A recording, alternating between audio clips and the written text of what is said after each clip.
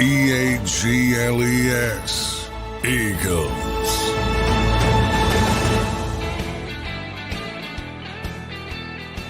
Good morning, everybody. Welcome into a Wednesday edition of Birds 365, August 28th, just 9 days away from the Philadelphia Eagles kicking off in Sao Paulo, Brazil. Johnny Mac, the initial 53-man roster was set yesterday. How you doing on this Wednesday morning?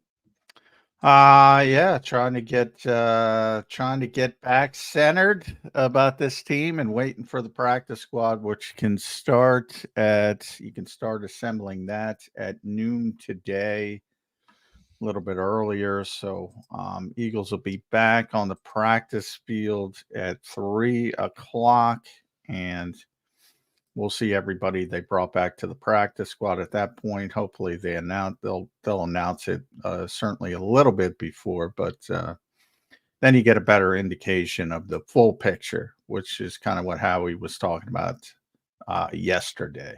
Yep, that 70-man roster. Howie pointed that out several times yesterday. The roster is not done. So they got the initial 53. They'll have 16 on the practice squad, which would make 69. And then the 70th player is that international player, Laken Vakala, or however you pronounce it, I think will be the Eagles if he gets through waivers. So, John, we did a show last night, but for the benefit of the audience here on Birds 365, maybe not everybody caught that show. What were your takeaways from the initial 53-man roster yesterday? Depth, better on defense and offense, top-heavy roster, which we kind of know. Concerned about losing some young talent on waivers. So Eli Ricks, most notable. And yeah, I mean that going heavy at edge rusher, defensive tackle, cornerback, and safety kind of tells you where they feel their depth is on this team. And we'll see how that shakes out.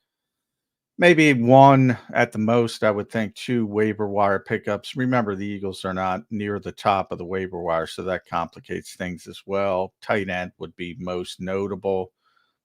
It'll be interesting to see what they do at backup center. They have a bunch of options they can bring back. I don't know if Dylan McMahon is ready for that, but he's one. Nick Gates would be another. Brett Toth would be another. So they have some options, and certainly one of them is going to get through. In the case of Nick, he's vested, so Nick Gates, he doesn't have to go through waivers. Brett Toth is vested as well, so he doesn't have to go through waivers. Although I don't think he's very happy that they moved on from him, so he might be looking elsewhere.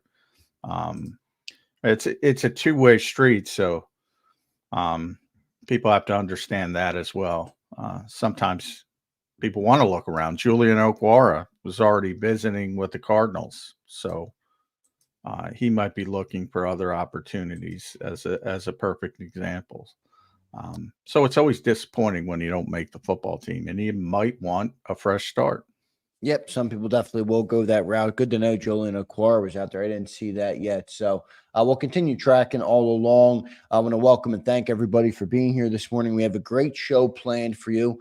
Johnny Mac, obviously, here in the open. As always, we have Mike Gil as our guest in hour number 1. And we'll have Andrew DiCecco from Inside the Birds in hour number 2. He's one of the best, in my opinion. He has really been a solid beat reporter all through camp. I've been following his work very closely. So we'll have 2 great guests, Gil and DiCecco, on the show today. So good stuff there. Johnny Mac,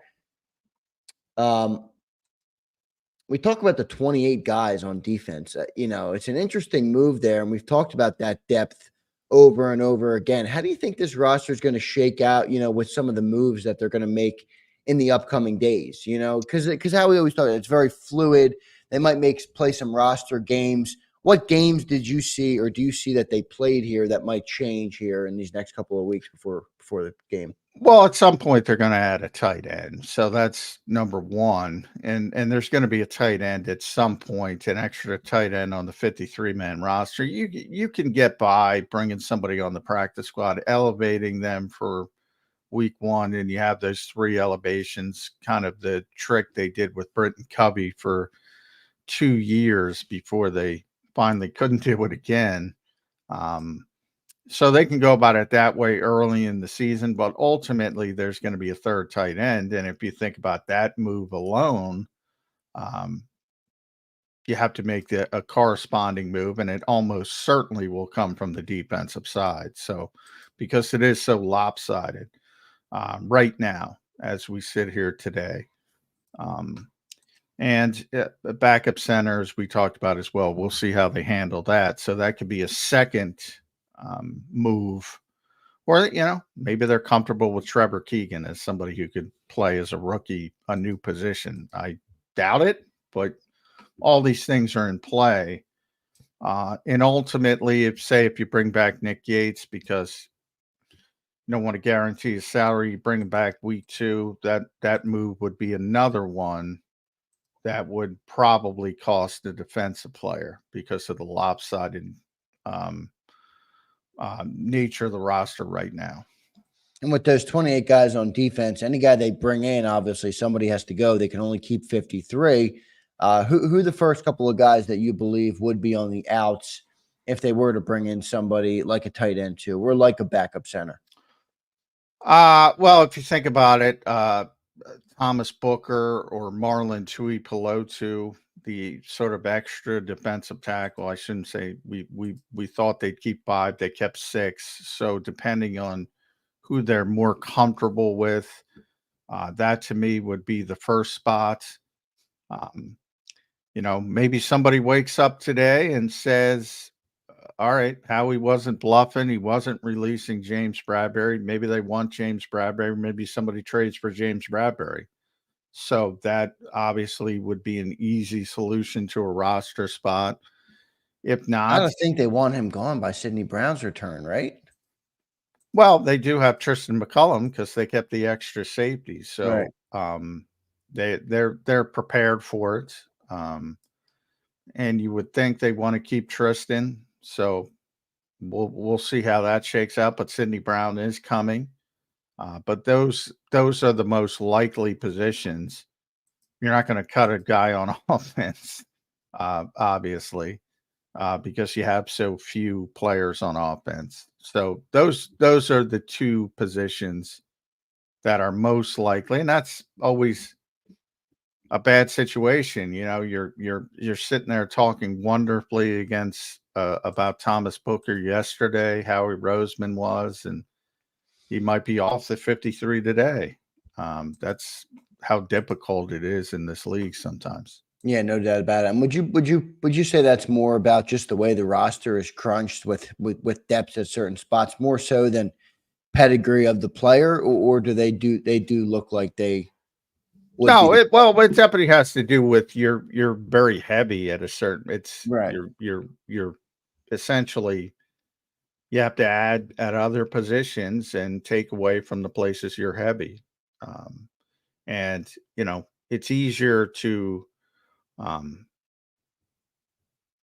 perhaps sneak guys by later in the process when other teams are more focused and situated.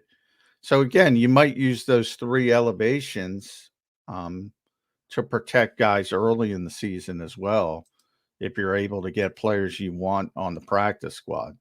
So in other words, the Eagles are probably going to elevate 2 players from the practice squad that we don't know yet for the Green Bay game, and 2 guys who are on the 53 probably aren't going to dress because of it.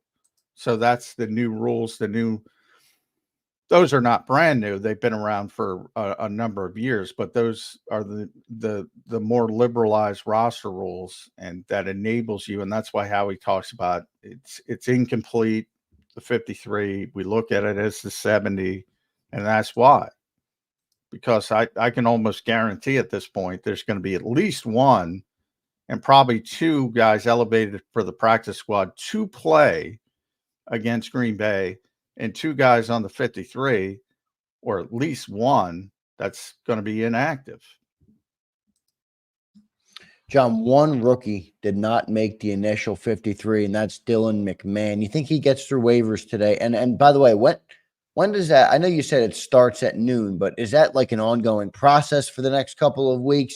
Is it the type of thing where you're going to have your practice squad? I know anybody can sign a practice squad player at any time, but Will that be set? Those No, 16 there's guys. constant churn throughout the season on Right. the practice squad, constant churn on the back end of the practice squad. So you'll see a bunch of guys visiting, working out, trying out. You build dossiers on players in case you need, in case you have an injury, in case you have that nature. But no, there's constant churn for every team on the practice squad. And it might be because you find a better player. It might be because somebody else signs one off your practice squad. It might be because you elevate a guy. But yeah, that will be a constant shifting landscape throughout the season.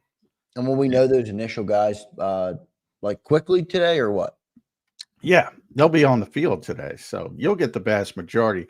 I don't expect, typically teams will go outside the organization to get one or two. And sometimes that takes a few days, but you'll get the vast majority. 14, you might even get all 16. I doubt it, but you'll get the vast majority today. And they'll be on the field practicing today at John 3 o'clock. Yep. So one of the reasons they have the later practice is because they have to put together a practice squad and all that. Right, no doubt. And then will you be down there for practice today? What kind of access do you guys have? Yeah, we'll be down there, but it's regular season mode now, so we don't get to watch practice. We'll get to see them stretch and do some individual work, and then some players are going to be made available before practice at 2 o'clock. And that'll be some of the veteran players on the 53. Might even get a Tristan McMullen guy who makes the roster for the first time.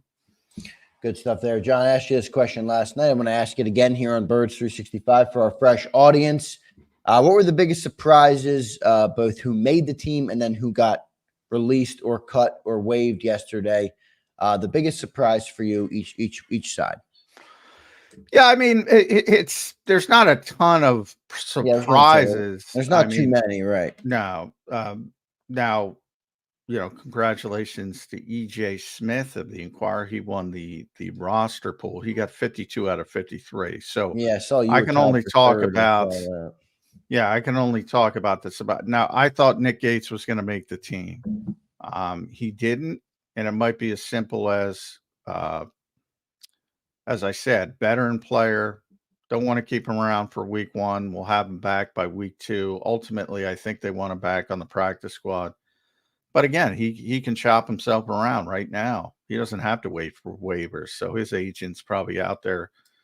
If teams need help on the offensive line, he could consider other places as well.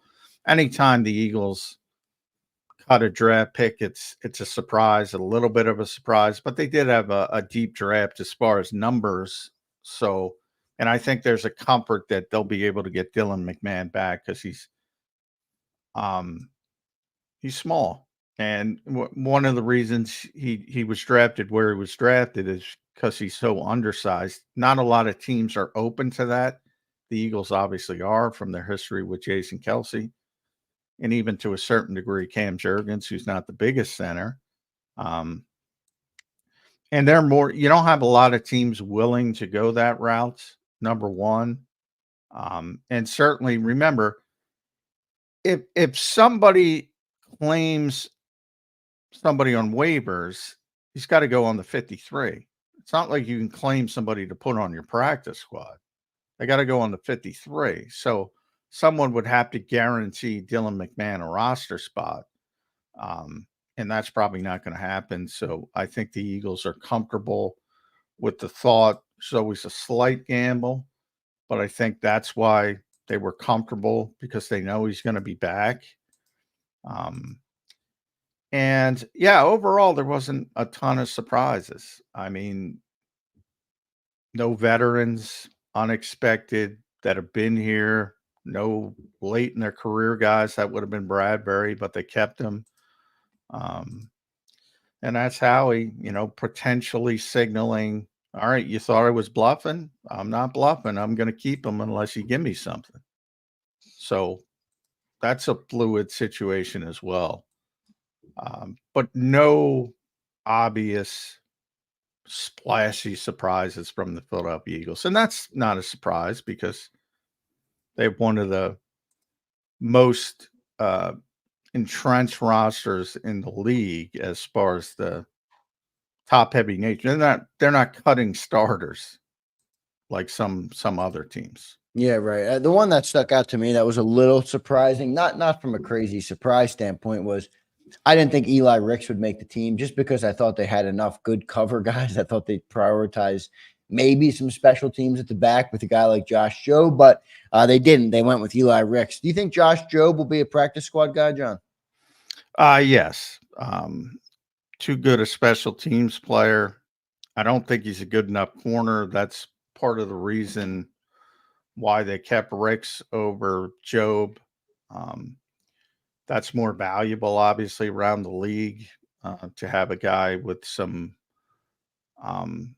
ability as a coverage player and what is a cornerback deficient league. So same thing happened last year with the Eagles. I mean, that's what people value, coverage corners, and he's got some ability, right? As opposed to the guy special teams, which has been devalued for not only because of rule changes, but it's become difficult for those guys. You would have the Matthew Slaters of the world, guys who were just great special teams players. A Steve Tasker. A lot of people say Steve Tasker should be in the Hall of Fame as a special teams player. You don't have those players anymore because the value's not there. And that's what Josh Jobe. He's really not a good corner, but he's a good special teams player. And that the Eagles, I think, feel very comfortable that he'll get through waivers. And there's, again, I say it all the time because it's a two-way street. There's always a gamble that a guy like that says, you know what, I've proven myself, and gets a little peeved off and looks up elsewhere. So you have to be comfortable if you do want players back that the relationship is strong enough to play those roster games. But yeah, the Eagles are always going to value coverage over special teams work. It's pretty clear now. Yeah, which makes sense too, because it's more valuable in the league. So I get how he does that. John, we'll get to our first commercial break. We have Mike Gil coming up next. I want to thank everybody in the chat for being here. A good crowd this morning, already almost 300 watching. John, we got to give a shout out to our man, James Carver, today, Johnny Mac. I believe it is his birthday. And this is the kind of guy James Carver is, John. So James says it's my birthday. So I'm sharing my years now. And he gifts 46 memberships to JAKIB Sports because he must have turned 46 today. That's it. On your birthday, John, you're supposed to get gifts, not give gifts. James Carver's out here gifting people memberships to JAKIB Sports, supporting the channel. James, happy birthday, brother. Thank you for being here, and thank you for gifting out those memberships. Welcome to all of our new members. Thanks to James Carver. Good stuff, James. Thank you for doing that. We'll get to our first commercial break, I should say. The initial 53 is set. Mike Gil's in our green room. We'll get his take on what he saw, how he breaks down this initial 53, all next on Birds 365. If you missed any of today's show on the JAKIB Media channel, listen to the podcast on your way home. Available on YouTube, Apple, and Spotify.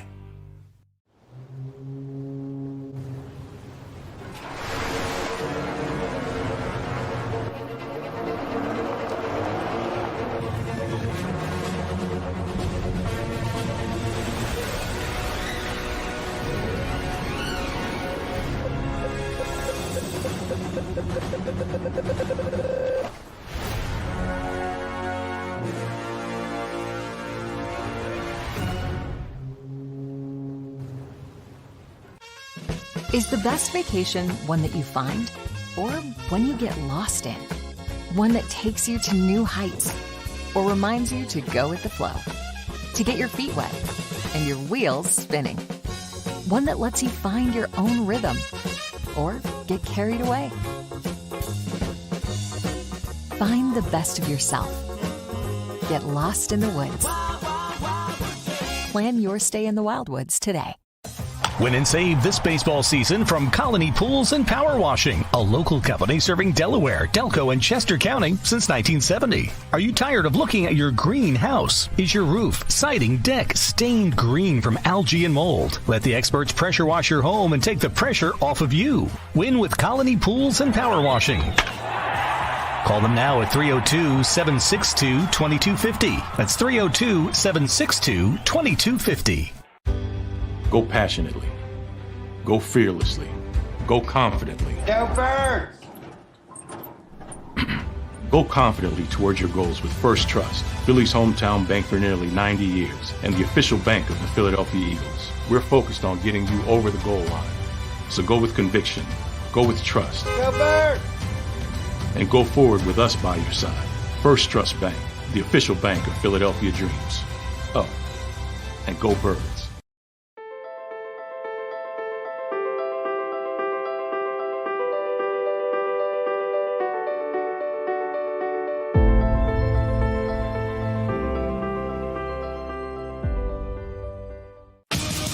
The greatest fans on earth. It's a bold statement, but would you expect anything less from Philadelphia? 58 years of heartache creates a toughness, a grit, a resolve not found in most. Sure, our prayers were answered, but now that we've had a taste, we're looking for more. Pondley Hockey, official partner of the Philadelphia Eagles. EAGLES, Eagles.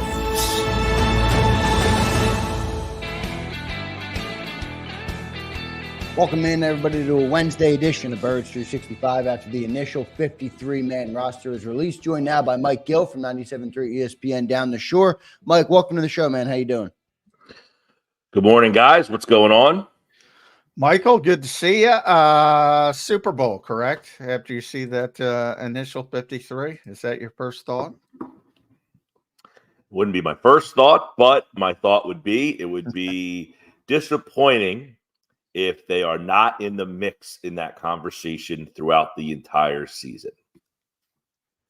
Yeah, I agree with that. I mean, the starting group on each side of the football defensively very much improved. Obviously, offensively, one of the best in the NFL on paper. I think that's rock solid. I am a little bit alarmed at the depth on the offensive side. That was my first thought. I'm like, the numbers alone, 28 to 22. Yeah. Defense tells you they value the depth on defense more. Now, as Howie constantly said, it's a incomplete is the term he used. Where the Eagles are going to get a bunch of players back on the practice squad, manipulate things that way. But it's clear they didn't want to lose guys on defense more than offense.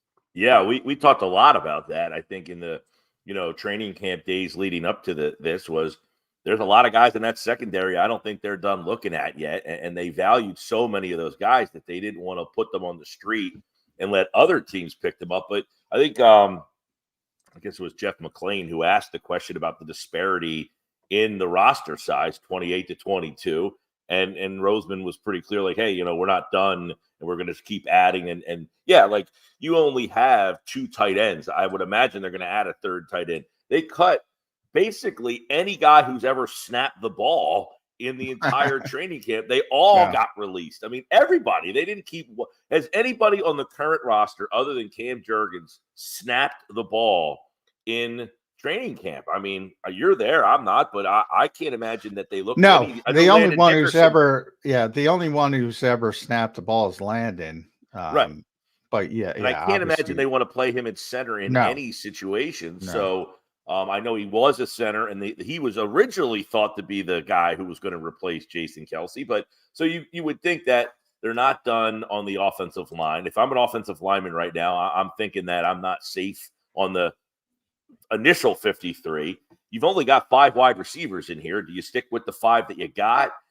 They only have 3 running backs here. Are they going to bring in another guy there? So there's a lot of questions on offense that feel incomplete. And then there's a lot of things on defense that you're still wondering, well, you're going to keep that many guys, I know somebody we were talking about last week is Vic Fangio going to pound the table for 6 defensive tackles. Well, right now he's got them. There's He 6 wanted tackles 7. in there. Oh, right. Okay. Well, he's got 6 in there, 6 edge rushers. So it seems that the manipulation is beginning now between now and I guess they have to have the roster for game 1 for Tuesday, right? Yeah, and there's going to be, as you mentioned, wouldn't surprise me if Donald Parham, for instance, was waived out and by the Chargers released. I was Kellen Moore's backup tight end last year, so just speculation. But somebody like we that. talked about that yesterday. You have Jack Stoll on the street, and now you have Donald Parham on the street. One played in the Eagles with the Eagles organization. The other played in Kellen Moore's system. Which one would win out if they had to bring in a guy that's been here before or a guy that played for Kellen Moore before? Yeah, it kind of depends what you want. Obviously, Jack's just a blocker. He's not going to help you much as a pass receiver. They already have guys who can help you as pass receivers, and obviously Dallas can do both. And then Grant Calcaterra is more receiver than blocker. So kind of like what does Kellen Moore want? Does he need a blocking tight end to maybe do more things with Dallas Goedert, or does he just want a guy who can help in the passing game, which will probably be more of a Parham type thing? Yeah, it's an interesting conversation, but they're definitely going to have to add things on offense. Yeah, and you know, now that everybody's cuts have been made, they're probably, you know, looking around and kicking the tires and figuring out things. But yeah, I would think, you know, initial, but certainly not definitive 53. I'm looking at the list of the Eagles players they did move on from for a little while, and a bunch of them, as we're saying, will be back today and on the practice field later today. And if you're looking at just the best players that the Eagles moved on from, you're probably talking about guys like Oren Burks or Paris Campbell or Perry Nickerson, maybe Julian Okwara, maybe Nick Yates. No, they didn't. None of these people none of that should keep people up at night. Any concern, and my point of bringing that up, Mike, is that's the back end of this roster. Mm-hmm. And they didn't lose anybody you're going to lose sleep over. Is that a concern about the overall depth of this team? Are they too top heavy? Well, I mean, obviously you've got a lot of elite talent on the top end on both sides. Well, I would say on both sides. But see, the problem with the defense is you got a guy like Carter who was very Eagle-ish, right? He flashed early and then he kind of fell off late. Jordan Davis, first round pick, really hasn't flashed at any point of his career. You brought in Huff. He's a guy you paid a lot of money to, but you really don't have a track record on him here in Philadelphia. Josh Sweat had a couple of good years, and now he tailed off last year. You got Slay, who's very good, but when is Father Time going to tap him on the shoulder and bring him back down a notch? You got 2 rookies on the other side. So the defense has some higher-end guys, first-round picks, but you don't know much about them yet. On the offense, you do have guys who have performed in this league: Brown, Smith, Barkley, Goddard to some extent. The offensive line, which is interesting, you know, you have 3 guys on the offensive line that you feel pretty safe and secure about: Mailata, Dickerson, and I'm at 4. Lane. I have tremendous confidence in Cam Jurgens. I'm at 4. Oh, that's personal, right? But we and by the way, Jurgens has had injury issues. He missed time last year, so but you have 3. How many times? You know, Mike Lombardi made a comment that the Eagles line is a little overrated, but they're still the second best line in the league. And I said, yeah, because every team in this league's offensive line pretty much stinks. You know, most teams have 1 or 2 guys that they can kind of count on, and then the rest of it is a bunch of, you know, whatever. The Eagles have 3 or 4 guys that they think can be, and if Mekhi Becton can play guard, we don't know that, but if he can play guard to his talent level, you can have 4 guys on this team that you feel pretty, or 5 guys on this team that you feel pretty darn By the solid way, about. Mike, that is a great comment for Mike Lombardi. I'm like, come on. Oh, they're overrated, but they're the second best offensive line in the NFL. Well, Detroit's far and away the best. They're the best by far. Which I agree with. Detroit is the best. I don't know about far and away. And that Philadelphia is number 2, but they're overrated. Yeah. Did you hear that line, or am I? I did not. No, that is the first I'm hearing about it. Yeah. My producer silly, played that for me yesterday. I guess he's on this. You can't have the second best group in the NFL at anything and be overrated, in my opinion. Yeah, I thought that was an interesting way to put it. You're the second best, but you're overrated. But I said it does lend to how poor offensive line play is in the NFL. Yes. Yeah, how spoiled we are here in Philly. We've been talking about the offensive line for weeks now, about the depth and stuff, and we've still, since the initial 53, and we got a pretty and because I'm used to it. We're used to it. Yeah, we are. I'm used to the Eagles paying extra attention to the offensive line and going above and beyond, and people to the point people get pissed off about it. So, are you surprised then that Gates, Hennessy, Sharping, that's what sunk me. That personal as well. That's what sunk me. Yeah, EJ Smith won the beat writer pool. What sunk me is the offensive line. Not only did I go heavy, because that's typically I kept 10 offensive linemen. I kept Gates and McMahon, and that's what sunk me in the competition.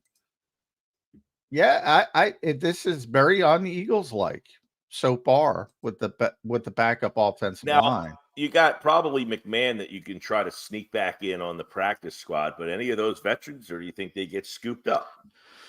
But Nick's a wild card because he hasn't been here. I've never spoken to him because, at this time of year, we can't go in the locker room. So we're at the mercy of the Eagles bringing people over. They haven't brought him over. I don't know what kind of relationship they've developed with him.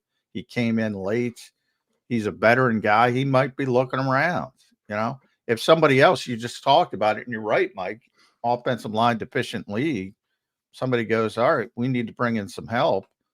He might get a better opportunity elsewhere. So you have to be concerned about that.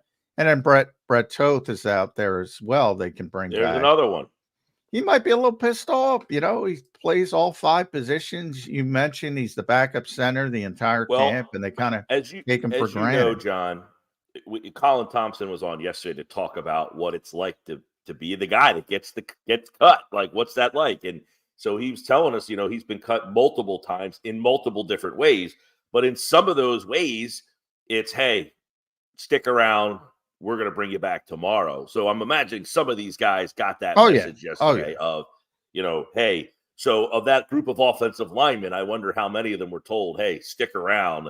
We're just I certainly think McMahon was. And then the veteran guys, it's like, because, and Colin probably told you it's a two-way street as well.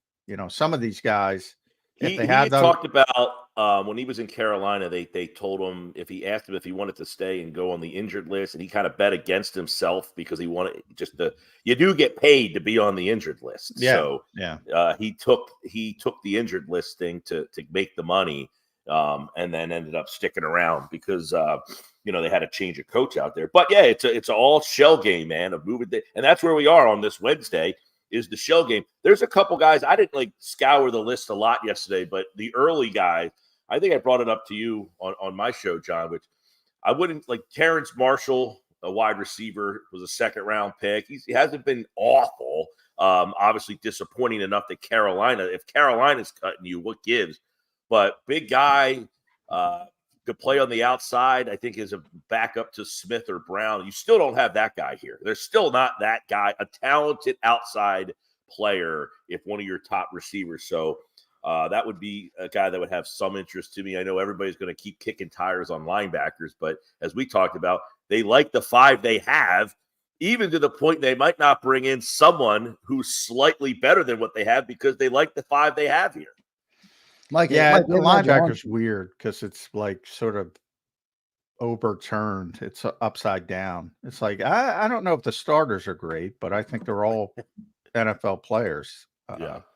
So it's kind of weird at linebacker.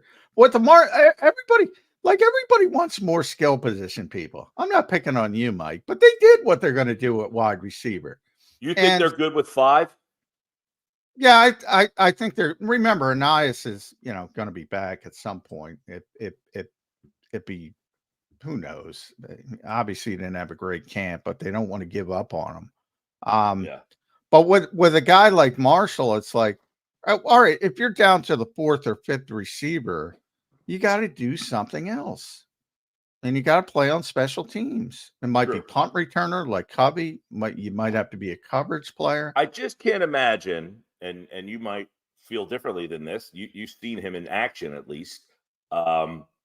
If AJ Brown or Devonta Smith had to miss 2 to 3 weeks with an ankle injury, you playing Johnny Wilson on the outside? I mean, no, they're playing Dotson on the outside. And okay, so you're Dotson, playing Dotson on the outside. Yeah. Dotson, I mean, they got much better from a talent standpoint. Dotson obviously has talent. Now, he's not the biggest guy in the world, but I do think people look at him and say, well, he's 5'10", so he's a slot receiver. He actually played outside more than he played in the slot in Washington. So, yeah. Hence, they gave up on him. Well, yeah, that's a concern. But from the Eagles' standpoint, again, he's the 16th overall pick there. He's not the 16th overall pick here. He's the 3rd receiver here. And look, they got much better, because that was one of my biggest concerns I voiced with you. They have no backup to AJ and Devontae in that situation. If they sprain an ankle, if they got him, they're going to be a disaster outside. I no longer feel that way. Doesn't mean they're going to be great, but at least they can persevere with Dotson. So I think they've already plugged that hole. They're not looking to multiple options. Now, if he bails, he bails. That's a different conversation. And nobody knows him better than Washington, and they sure weren't concerned about trading him in the division, which is a little bit of a red flag, to be honest. Mm-hmm.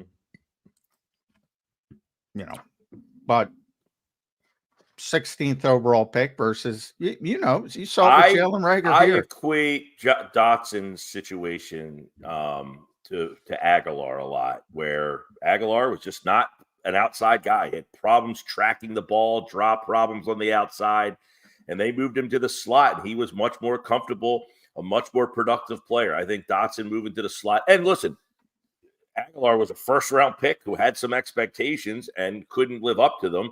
They moved him inside when they got Alshon. They had Torrey, and that kind of took the pressure off of him. I think this could be the same for Dotson, where getting him out there, moving him into the slot, he doesn't have to be the 16th pick in the draft anymore here. That is behind him now. So he could just be the 3rd guy with a lot of talent, and you're going to be a guy who's going to get a lot of matchups. It should be favorable for you, man. I mean, you're not putting your best corner on the inside slot guy when AJ Brown and Devonta Smith are here, and you need safety. Well, that's another part. That's another part of why the Eagles wanted Dotson, is the fact that Kellen Moore, and people will get to see this as the real football starts. He's going to move AJ and Devonta around a lot, so they're going to play all 3 positions, both of them.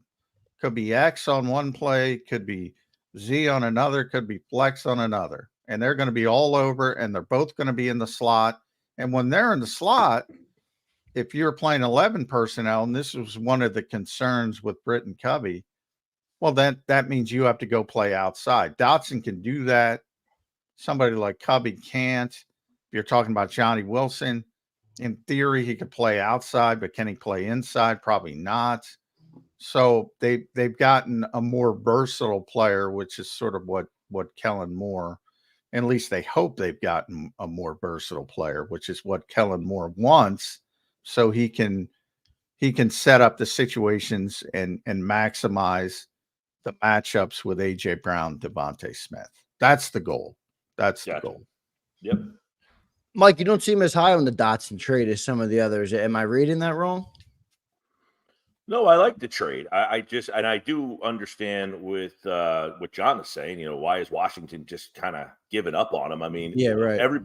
Everybody has piled on Washington for making it, including Bill Belichick, who got involved. I said, is Bill Belichick like making sure that he puts his praise out for Roseman, and just in the event that something goes awry here, to let him know, hey, I thought you fleeced That's a good Washington. Conspiracy theory, right? I thought you fleeced Washington. I mean, Belichick was talking about, I forget where he was the other day. Man, Belichick has more jobs than anybody now. I mean, my God, he's on every platform possible. Everywhere. But he was saying, like, I don't know what the hell Washington was thinking. How do teams keep letting Howie Roseman do this? Like, so I'm like, is he just giving over praise for Roseman in the event that Sirianni? From the people I talked to be honest, they thought it was very expensive.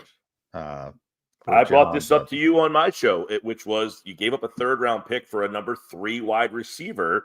Was that a big amount? Now I think you look at it. You had 2/3. No, so to go back to your point, Zander. No, I thought the deal was a great pickup for them, something they certainly needed, and it's what the Eagles like to do: find a high ceiling guy. Find a guy who. They tried it with Dorial Green Beckham years ago, a guy who had a lot of talent. Hey, you're not working there. Let's bring you here. Obviously, that did not work out. I don't think this guy's a knucklehead. Pick, you good with the 3rd-round pick? Yes, I'm good with the 3rd-round pick. Like, if I have a 1st-round player who gives me 1st-round talent, is he going to be a 1,000-yard receiver in this offense? Probably not. But if he can, be a guy. Hope not. I would say right, not. exactly. Does that mean somebody got hurt? No, but if he could be a guy that demands some attention, what does that mean for the other 2 guys? That they're going to have easier time. So their numbers go up because more attention. It's like that year where they had Torrey, Nelson, and Alshon. None of them were like crazy great, but they all kind of had their role that you couldn't like put too much attention on one or the other. Right. Smith did just enough as a guy who just did flies that you had to pay attention to him because he was a veteran who knew how to do it.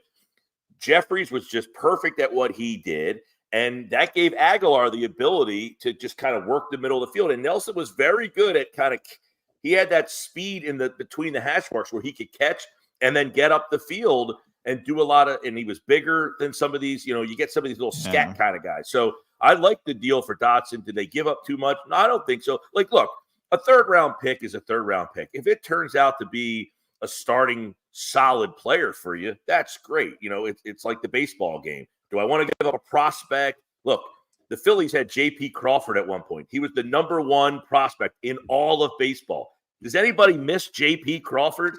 No. So you take your shot on a proven player over the prospect. We all in America love what's behind door number 2. We all want to see what's behind door number 3. But if I have what's behind door number 1 and I know it and I feel comfortable enough with it, I have no problem giving up a 3rd-round pick for a player that I like. Yeah, I didn't hear Bill's comments. I find that interesting. I like your conspiracy theory. Overly. I like your conspiracy theory. I think that was my initial thought. I think it's the old adage that it makes sense for Howie and it makes sense for Washington because Washington's not in a position to win and the Eagles are. So the Eagles are trying to seize the moment. And so I think it makes sense for both sides. Similar to what I say about Saquon. Makes perfect sense for the Eagles to bring him in. If the Giants doubled down and kept him as the foundational piece, it would have been the dumbest move in the history of the NFL. But here's why it makes sense, and see if you guys agree or not. And this is where Roseman comes back into play. Because he's so good at manipulating everything else, you can afford to pay a running back where other teams can't do that because they can't put that much money into that position because they haven't manipulated the rest of the way to do it. They haven't set their, you look at the cap hit for a guy like Hurts versus a cap hit for a guy like Daniel Jones or, what Dallas goes through half the time. They can't put money they can't spend that kind of money because they are capped out in too many other areas. The Eagles have it set up to where they're paying guys a lot of money, but for whatever reason, no one has followed suit to where they can say, you know what? We have set up our system to where we can overspend on a player. Well, that's where, because The only thing I would disagree with what you're saying there, Mike, is everybody can do it. They can But do it, but they don't. You have to have an owner who approves of it, number one. So Jeffrey's a big part of this. And, you know, a lot of people don't want to kick money into the years down the road and have 18 voidable years. Obviously, exaggerating. In the case of Jerry Jones, he's a perfect example. Like, that guy doesn't care. He knows he's paying. We were talking about this yesterday on the show. All these people worrying about them keeping CD Lamb and Micah Parsons. It's absurd. Jerry Jones's history is obvious. He keeps the players he wants to keep. Nobody has more money. He's just a dummy, and he doesn't care about spending more money than he has to. Right. From that standpoint, because, and he said this at training camp, Mike, he wants to keep the Cowboys in the forefront. That's his whole plan, to keep them always on the front page, so to speak. Yeah. With all this nonsense. And then he just pays the guy, and he pays the tax on the back end. Yep.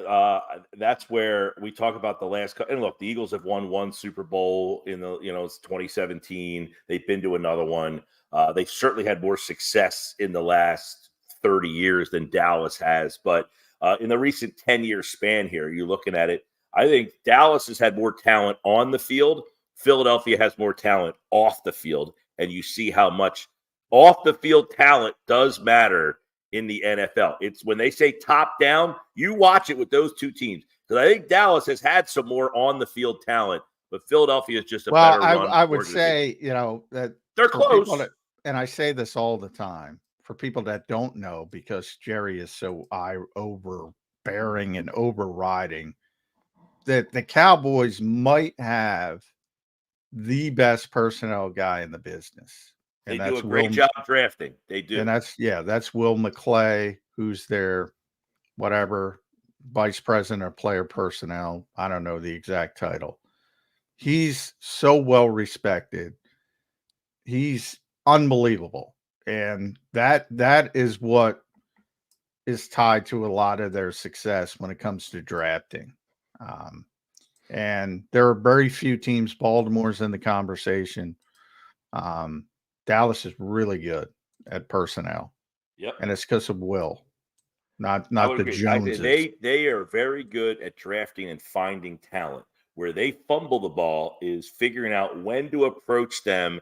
Oh, they don't approach them. Yeah, they don't do make that. The cap fit for them so that they could be a bigger player in free agency. When does Dallas go out in free agency and make a big splash? A lot of times they, for this big market or big, brand team, they're not going out and getting. No, they're not. Yeah, they're not very splashy at all when it comes to making trades or free agency. But when people fall for it every year, and I say it all the time, they're paying them. They're paying Micah Parsons. I can't tell you when. There's probably going to be a bunch of angst and a bunch of stories written because Jerry wants them in the headlines. But ultimately, they're going to make him the highest paid edge rusher, probably the highest paid defender in the history of football. At the time, they decide to, all right, we're done. We're going to sign him. They always do. They always do. But yeah, from building a team and look at the A.J. Brown contract. Look at the Devontae Smith contract. Look at the Jalen Hurts contract. Jalen Hurts was the highest paid player in the history of football for 10 seconds, whatever it was. Yeah. Now look at him. Now look at where he stands.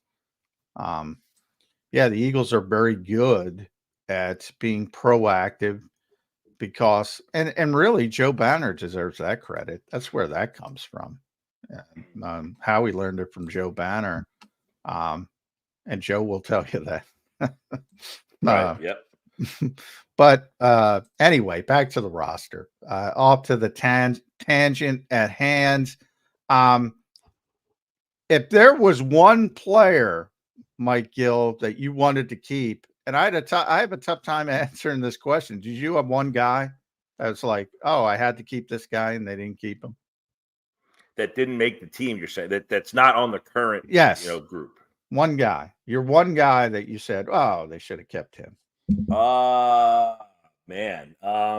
Yeah, there is nobody, right? I don't think so because, well, if you had a certain guy you were pulling for in that cornerback, like in other words, if you were a Job guy or you were a Ricks guy, that could have been the one. Like, I like Ricks a lot. They should have kept him. Well, they kept them all. They kept that whole room. And then if you like McMullen, they kept him too. So there was a couple guys in there that you were kind of wondering about. Not that I was pulling for any one of those guys over the other, because to me, if Slay can't play, if Mitchell doesn't play, DeJean doesn't play, or Rodgers doesn't play, and Ringo would be the next guy, those guys to me are just hanging around carrying helmets all season long, hopefully. So, there wasn't a guy I was really pulling for in that corner room, but I was just surprised overall, as you said, the 28 and the 22 that you ended up going short at certain spots and keeping so many of them. So it tells you that it's not finished. No. The question is, how many of those guys can they then try to manipulate and get through? I can't imagine they're going to try to sneak those guys on. That's what I'm saying. Are they going to try to sneak Job, Ricks, McMullen, that group of guys onto the practice squad? Yeah. Well, Job, they have to. They did release Job. And that was the conversation, Ricks versus Job. And they'll try to get him back on the practice squad. I don't think it's going to be a problem. Because he's not a very good cornerback. He's a good special teams player, but he's not a good cornerback, which is why the Eagles kind of lean towards Eli Ricks, even though, to your point, a bunch of things, Mike, would have to go wrong this year for Eli Ricks to even get any playing time. The Eagles are so deep at corner. And Howie mentioned that was a correction, almost an overcorrection, because he admitted he did a disservice to the coaching staff last year by how little depth they had at cornerback. Now, look at how much Eli Ricks played as an undrafted rookie. Now you can't even find a way to get him on the field. Yeah, I'm going through the list now just to, there's not one guy that I'm like, they should have kept this guy around. Like, I know, but is that I'll ask it this way, though. Is that a concern?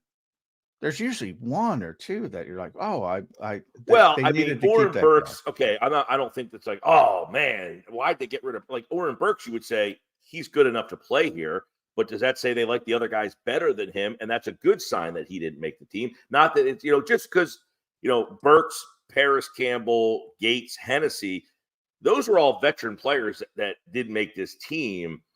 Is that a good sign that we don't need these veteran players? We're good enough that we don't need to keep these guys around. I mean, obviously, I have some. I would love to have seen Will Greer get a spot on this team. My man, Will Greer, West Virginia, baby. Beat he Penn might State be back. He's like an extra coach. He's like an extra coach. Yeah, no, I'm saying like that. But Okwara would be one guy that I would have been interested to see. Third round picks, had a year where he had 5 sacks with Detroit, had some injury issues. Was there something there as a guy who can, because there's one area this team has some question marks still, I think, is consistent pass rush. Do they think they have it? Maybe they think they do. But with keeping a guy like that around, giving them a guy who can maybe get to the quarterback, obviously they might say, no, this guy's got nothing left in the tank. By the way, for those who don't know, I mentioned it earlier, Julian Okwara was already out visiting Arizona yesterday. So he's checking his options.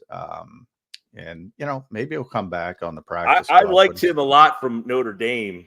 He was a 3rd-round pick a couple of years ago. So, had some injury issues. But 2 years ago in Detroit, he was pretty decent, and you thought, all right, maybe there's something they can rekindle here. But obviously they see something differently. So he might have been one guy. Gannon, was he? No, right? He wasn't here with Gannon, was he? No, that was before. No. Yeah. They signed him this offseason. I think he was a futures contract. Yeah, he's a futures. Yeah, right. That's right. He was one of the futures guys Howie made a big deal over. Only one of them made it, Darian Kennard. Now, you'll see a lot of spinning. Thomas Booker was a futures guy. Tristan McMullen was a future. But they were here. Howie's making a big deal out of future guys he plucked off other people's practice squads. One of them was Julian Okwara. One of them was Terrell Lewis. And can Julian Okwara give you more on an NFL Sunday than Jalix Hunt can? Probably. You're not gonna cut Jalen Hunt. I know you're not gonna cut him. Yeah. Right. But right. on game day, is he inactive?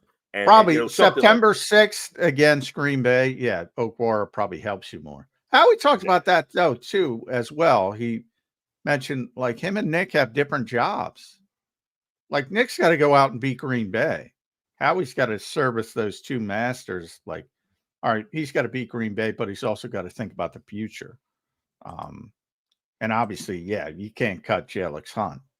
If you're just taking the best players to help you beat Green Bay, a bunch of positions change, but that's not how you build a roster. I mean, yeah. So it is different. And he used the word tricky. It's tricky. Yeah. And it is tricky to build a proper roster in the NFL. But Howie's proven he's one of the best, experience a lot to do with that. One of the best is Mike Gil at Mike Gil Show on the X platform. Make sure you follow Mike there. 97.3 ESPN South Jersey, the Sports Bash. By the way, I'm going to be on the practice field, Mike. So we got a confliction today. All right. I'll text you. Yeah, we got to figure that out. But listen to Mike 2 to 6 every day. The Sports Bash drive time if you're local in South Jersey. Any parting thoughts about the initial 53, Mike Gil? Fluid is the initial 53. I think there'll be multiple changes to this roster by the time they get on that plane to go to Brazil. Overall, one thing I will add to this is when you look at the schedule, there is one game on that schedule that's okay. That game, they play Carolina. Every other game is a team that thinks they can make it. Maybe the Giant games. I think the Giants are going to struggle. Giants. Washington. If you think Washington is going to be a better team because of Daniels, Giants, Washington, and Carolina. I think every other team on that schedule thinks they're a playoff team. Atlanta has gotten a lot better. Atlanta looks good on paper. I don't know if Kirk's healthy, but if you're saying other than Carolina and the two division games, my quote unquote easiest game is at New Orleans. Never an easy place to play. Their schedule is pretty tough. That's the NFL. Everybody can beat you. It is. It's not like Zander's Alabama club that's paying Western Kentucky $2 million to roll over. You don't have those games in the NFL. Yep. So yeah, this is an interesting schedule. You got to start in Brazil, then you got a Monday nighter against a good Atlanta team. That Atlanta team is way different than the one that we saw last year. Their quarterback who started last year, Desmond Ridder, he just got cut in Arizona. So that's a big change to go from Desmond Ridder to Kirk Cousins. They got, that's interesting. So this roster, to answer your question, fluid, and this season probably fluid. Nice, Mike Gil. Good stuff. Make sure you guys listen to Mike at 97.3 ESPN down the shore. Mike, thanks for joining the show, man. We appreciate it, giving a shout to the West Virginia on the way out. Mike, we'll talk to you next week. All right, brother? See you guys. Thanks, Mike. There's Mike Gil joining us on Birds 365. Great stuff from Mike Gil. Great opening, great thoughts on the initial 53-man roster here. We'll get to our next commercial break. Before I do that, Johnny Mac, I got a super chat. I think you're going to like, at least you'll like the reference. I don't know if you'll like that he's calling me it. Thanks to Zander, I acknowledge you, my tribal chief. I guess an ode to OTC. Yeah. The head of the table. That's what they call him, right? I haven't watched WWE in quite a bit. On. It's never been more compelling. You got to watch it now. You might have to suck me in, John, a little bit, and we'll do some segments throughout the year on it. Yeah, I'm a big wrestling guy, so I will enjoy those segments probably more than talking football, to be honest. Yeah, no doubt. Well, you talk football enough. I think you'll enjoy them definitely more. Dang, thanks for the super chat, man. We appreciate you being here. Appreciate everybody in the chat for being here. Already over 100 likes on the show, so thanks everybody for that. Almost 500 on here on YouTube, so smash that like button. We'll take a commercial break. We'll come back. I want to kick around the tight end 2 spot with John McMullen and see what his thoughts are on that position. A lot of people talking about Jack Stoll, so we'll see what they Grant Calcaterra is the tight end too. You got to worry about tight end 3. Sorry about that. I meant the tight end 3. So we'll get to our commercial break. We'll come back, and then we also have Andrew DiCecco in hour number 2. So a good hour 2 planned for everybody. Stay tuned. Birds 365 will be right back. If you missed any of today's show on the JAKIB Media channel, listen to the podcast on your way home. Available on YouTube, Apple, and Spotify.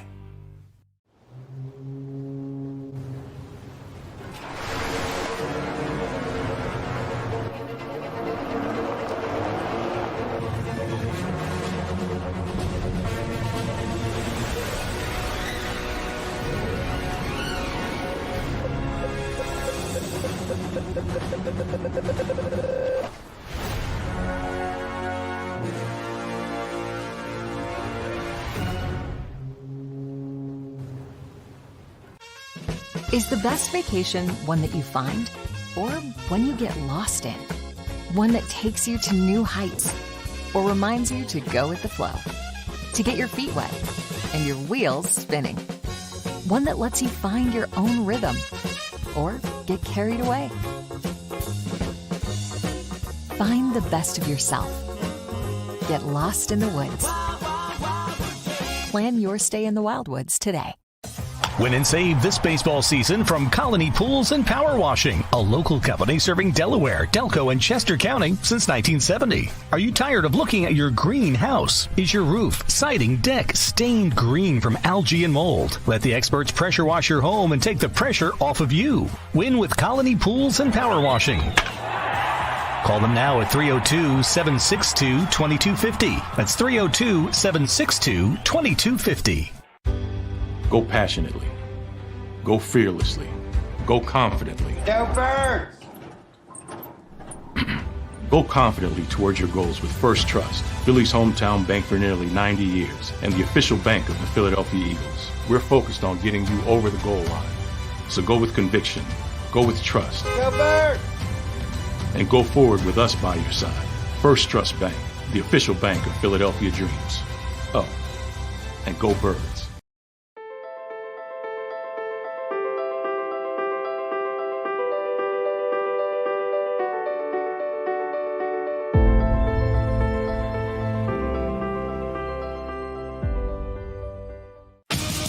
The greatest fans on earth. It's a bold statement, but would you expect anything less from Philadelphia?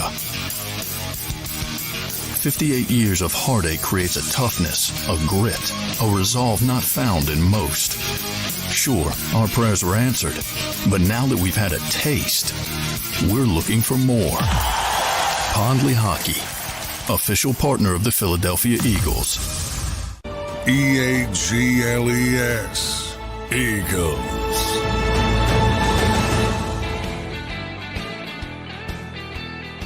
Welcome back in, everybody, to Wednesday's edition of Birds 365. Great first hour we had there with Mike Gil breaking down the initial 53-man roster. Andrew DiCecco from Inside the Birds coming up next in about 15 minutes from now. Johnny Mac, I want to ask about that tight end position.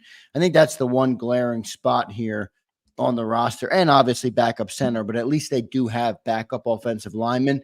No tight end 3 on the roster right now. What's your inclination on which way they may go to fill that spot? Yeah, I think they are going to go outside the organization, and then you're just speculating on who they would like. And I brought up Parham because Kellen Moore has a history with him. Jack Stoll, obviously, because the Eagles have a history with him. But it could be somebody else they have their eye on. One thing about Kellen Moore, he likes playing 12 personnel, 2 tight ends, a decent amount, more than most teams. And if you're going to do that, you need a backup. So they're going to have another tight end. And I wouldn't be surprised if they had 2 on the practice squad as well. And I think they certainly want to continue to work with E.J. Jenkins. And he should clear waivers. I'd be surprised if he doesn't. So he should be back on the practice squad. And yeah, I mean, they're going to add, as Mike said, fluid. They're going to add a tight end. There's no question. They're not going to have to rely on just 2 tight ends. It's just that injuries played into it. Maybe the biggest surprise of all was putting Albert Guegban on injured reserve. Not that part, but designating him for return. An indication that they think he's going to be back, and how he intimated that he might help down the road. That's an interesting. There hadn't been any evidence of that, but how he traded for him, and maybe that's one of the few blind spots he has. So he might be in the equation down the road. But yeah, they're gonna add a tight end, no question. You think they're happy with Grant Calcaterra at number 2? Oh, they're very happy with Grant at tight end 2. That's one of those that was a surprise, really dating back to the start of training camp, when we all assumed there was going to be a competition between CJ Uzama and Grant Calcaterra, and perhaps really Albert as well, Albert O. And it was more of, I think, all right, who's going to be the third tight end, Grant or Albert? And, a lot of us just said, well, CJ's going to be the backup. And it's very similar to Reed Blankenship last year as a starter, when we all said, all right, who are the Eagles going to try at safety? They had issues at both positions after losing CJ Gardner-Johnson and Marcus Epps. And Reed took the first rep as a starting safety and never left. Got every first team rep. That was even more pronounced because he was a starter. But in this case, Grant Calcaterra got the first rep as the tight end 2. Never. He was hurt a little bit, couple days, but with a shoulder a little bit banged up, but never deviated from Grant Calcaterra as the second tight end. And that was a little bit of a surprise. So they're very happy and very high on Grant Calcaterra. Unproven, but they're high on him. Yeah, no doubt. John, I want to bring up a question that somebody brought up in the chat that really is a good question, and you kind of just shed some light on it, but it is fair. Saquads checks in. Can I ask, if Calcaterra is so good at receiving, why were his stats last season? Goddard missed time. A whopping 4 catches for 39 yards. He's had 9 catches in 2 years. Yeah, I said he's unproven. Well, he wasn't the second tight end. He was. No, he wasn't. He was behind Stoll. He didn't play a lot. And it is a projection that he's going to have. Teams do it all the time. They project, and guys are taking a step forward. In the case of Reed, as a perfect example, it worked. He had a very good season when he was out there, at least for the Eagles defense. And they're projecting him to have a larger role and more success. Obviously, he's going to get more opportunities. But yeah, if he catches 4 passes, if you're just going to say it in a vacuum, and he's the third tight end who barely plays, well, he's going to play, and he's going to be expected to do more. And if he doesn't, then you say, what are you thinking, Eagles? But they believe in him, and they thought he was ready for this role. They sort of preordained it and said, no, this guy's ready to take the next step, and we'll see if they're right or they're wrong. Yeah, we'll see what they end up doing with him. How has he looked in camp to you? Does he look like he's going to be a solid guy at that position? If they need to throw him the ball, he looks like he's going to be able to answer the call, at least from what you've seen so far. Well, yeah, I think the knock on Grant was always, can he block well enough to be on the field, have that kind of role? And that, to me, is still the big question. He's a good receiver, catching the football. And that comes to traffic and volume and how much they're going to try. He played with Jalen Hurts, I think, in college, didn't he? Mm-hmm. In OU, right? Yeah. And then he almost got. He played at Oklahoma and had the concussion issues and retired for a little while and came back at SMU. But yeah, he did play with Jalen Hurts for a small period in college. But yeah, and the concussion stuff is, again, that was in the I don't want to call it panic era, but he was given some bad advice. And he wanted to see and he was concerned about his long-term future. And he said, well, it's not worth it. And then he wanted to see one of the top concussion specialists in the country in Pittsburgh. And he said he was fine and said, no issues. Don't worry about it. So for those, because a lot of people always lean on the concussion thing, he was cleared. And that seems to be no issue. Yeah, good stuff there. So, good there, John. What do you think they're going to do? Let's move on to that other spot with the backup center. What do you think they're going to do? What do you think they're going to do at that position? You and Mike talked about kind of the litany of guys that were let go. All the guys that basically took snaps at center outside of Cam Jurgens. All of them got released. Will one of them be back? You think they'll go outside the organization? What do you think they'll do at that position? I think that's more likely to be filled by guys that were here. You have multiple options, and Brett Choate, although I'm not so sure he's happy about getting passed over again. Dylan McMahon, I don't know if he's ready. And I mentioned Nick Gates didn't play center with the Eagles in the summer, but has played center pretty extensively in the past. So you have a bunch of guys that were here that can play the position. I wouldn't be surprised if they started, now that you're down to the 53, I wouldn't be surprised if they start the cross training of Trevor Keegan. If you're going to be a backup on the interior, it's best if you can play all three positions. So I wouldn't be surprised. They'll have options, but my advice would be, hey, Cam Jurgens, don't get hurt this year, because you're probably going to have I think everyone understands if you lose Lane Johnson, you're in trouble. If you lose Jordan Mailata, you're in trouble. If you lose Landon Dickerson, you're in trouble. I think everyone understands that. If you lose Cam Jurgens, you're also in trouble. And I think people should understand that. And it's a little concerning because he has had some injuries in the past here. It's not like he's got a clean career in terms of injuries. He's missed time, I think, in each of his first 2 years in the league. So, or 1 year. Was it just 1 year last year? Yeah, he didn't play at all as a rookie. Right. So just last year, but missed time then too. Yeah. And he had a couple different injuries. So, yeah, I mean, sometimes it's tough to say 1 year. I know people want to go down that route and say, oh, he's injury prone. It's 1 year. It might just be bad luck, and he might go out there and play 20 games through the Super Bowl.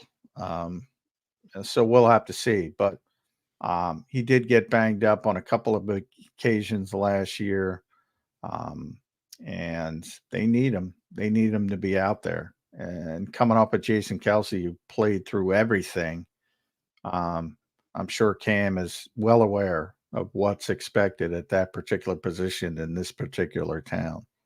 Yeah, no doubt about it. John, a little bit around the league. Did anybody get released yesterday from a league? You may not have had a chance to even look, John, because I know you're so swamped with the Eagles. Yeah. But any names pop that you saw that could be of interest to this team, or just that were worth talking about on the show? Offensive line-wise, I mean, that's sort of just by Jeff's history, Jeff Stoutland. He likes to work with the guys he has, and they're going to have plenty of guys to work with. Whomever they decide to bring back, it might be, Gottlieb Baije or Aneem Dankwa, as undrafted free agents. I mean, he generally, I remember him talking about Jordan Mailata. I tell the story all the time. Before Jordan Mailata became Jordan Mailata, when the Alliance of American Football was up and running, they were talking about becoming a developmental league. And I still remember asking Stoutland about it. It's actually Damo. We were both talking to Jeff, and we asked him about the AAF, and would you consider sending someone like Jordan Mailata, who at the time was a a developmental prospect who was far away. So to get reps in a live environment. And he was basically, I don't want those guys touching him. He doesn't want other coaches messing up what he teaches. So that's generally been his history. And he's got another Australian, because I do expect Lakin Bak Al-Ahi. That's what I'm going with. I expect him back to be the international exemption as well. You guys ever going to talk to Lakin so we can get an update on how the heck to say that name? No, I'll figure it out. The Eagles have their phonetic spelling guide out. I just they did. Did they recently put that out? It's in the game notes. I just haven't looked at it. Yeah, well, that's a tough one. So we'll see if we talk to him or if he gets through waivers. I think he should get through waivers. So we'll have 70. He's getting. Yeah. Most international. Nobody's putting an international guy who's never played before on their 53. He's getting through waivers. You don't have to worry about that. Yeah, it's like that one dude. I was interested in the one story. Shoot, I forget where it was. It might have been in Buffalo. Gable Stevenson. Do you know him, Johnny Mac? The guy. He was an Olympic champion, college wrestler. Yeah. National champion. Yeah, it was with WWE for a while. Yeah, that's right. He kind of flamed out there. Yeah, Gable's he got cut by the Bills. He's going the Brock Lesnar route. For those who don't know, Brock Lesnar tried out for the Vikings when I covered the Vikings, which was interesting. Yeah, so Gable's, I didn't know you were there for that. Any good story from that real quick before we get to Andrew DiCecco?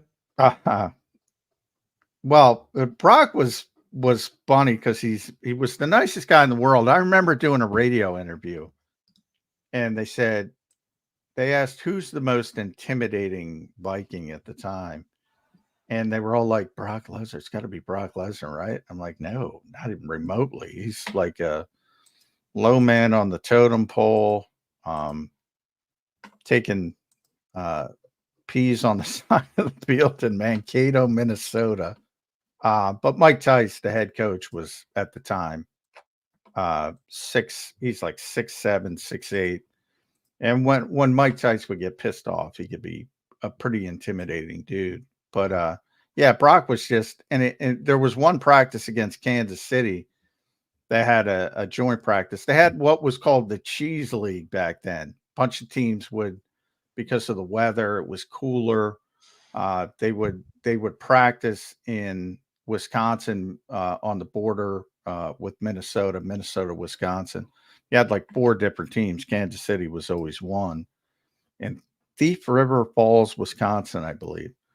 And I always tell the story about Jared Allen. He was on the Chiefs.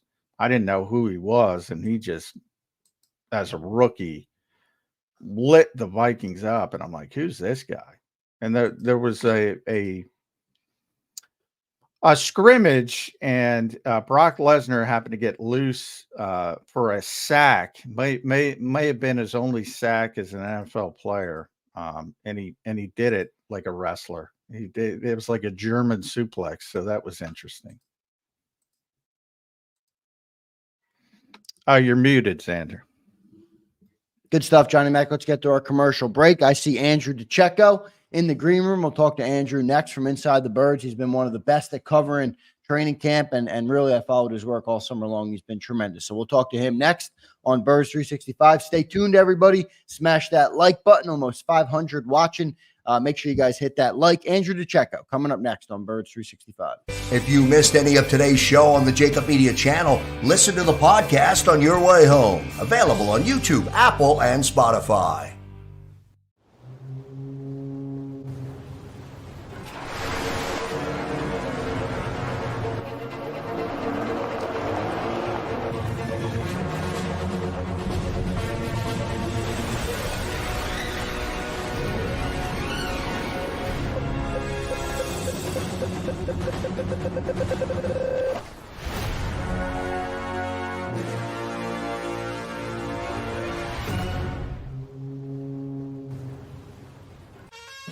Is the best vacation one that you find or one you get lost in?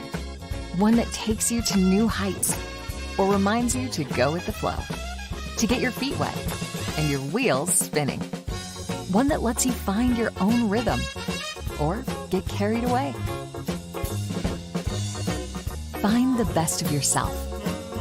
Get lost in the woods. Plan your stay in the Wildwoods today. Win and save this baseball season from Colony Pools and Power Washing, a local company serving Delaware, Delco, and Chester County since 1970. Are you tired of looking at your green house? Is your roof, siding, deck stained green from algae and mold? Let the experts pressure wash your home and take the pressure off of you. Win with Colony Pools and Power Washing. Call them now at 302-762-2250. That's 302-762-2250. Go passionately. Go fearlessly. Go confidently. Go Birds! Go confidently towards your goals with First Trust, Philly's hometown bank for nearly 90 years, and the official bank of the Philadelphia Eagles. We're focused on getting you over the goal line. So go with conviction. Go with trust. Go Birds! And go forward with us by your side. First Trust Bank, the official bank of Philadelphia dreams. Oh, and go Birds.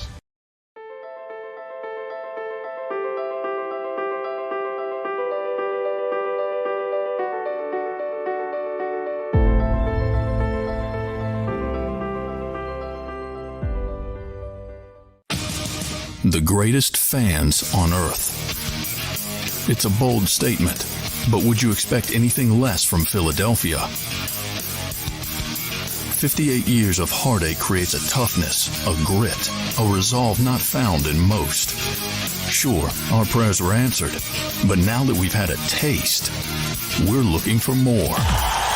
Pondley Hockey, official partner of the Philadelphia Eagles.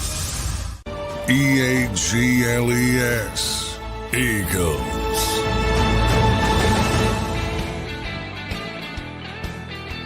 Welcome back in, everybody, to Wednesday's edition of Birds 365 after the initial 53-man roster is released. Joined now by Andrew DiCecco from Inside the Birds. Follow him on X at Andrew DiCecco. Andrew, welcome to the show, man. How you doing? Hey, what's going on, everybody? How you doing? Good to see you, Andrew. I first of all, I want to send my condolences. Your reign is over as the champion of the roster prediction.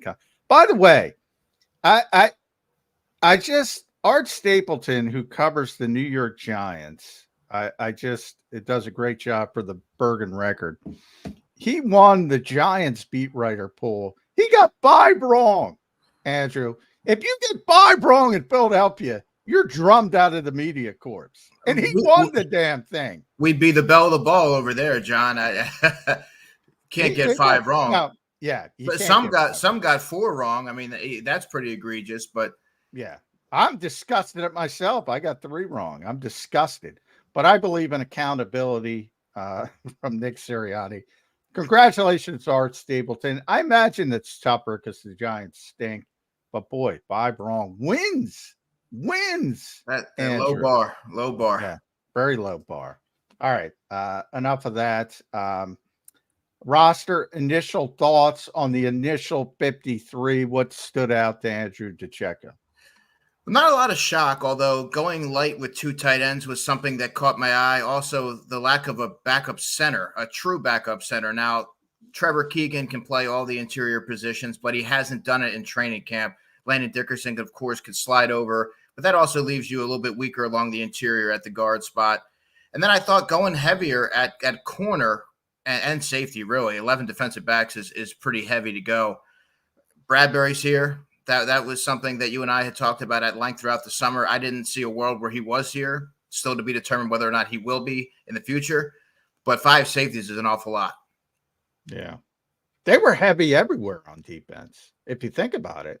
Yeah, I mean, they only went 22 guys on offense, which, I mean, that's pretty – I have to think that's going to tilt. Yeah, it's got to tilt. You got 6 edge rushers. You got 6 interior defensive guys. Even I saw a bunch of teams keep 4 linebackers, devalued. The Eagles kept 5.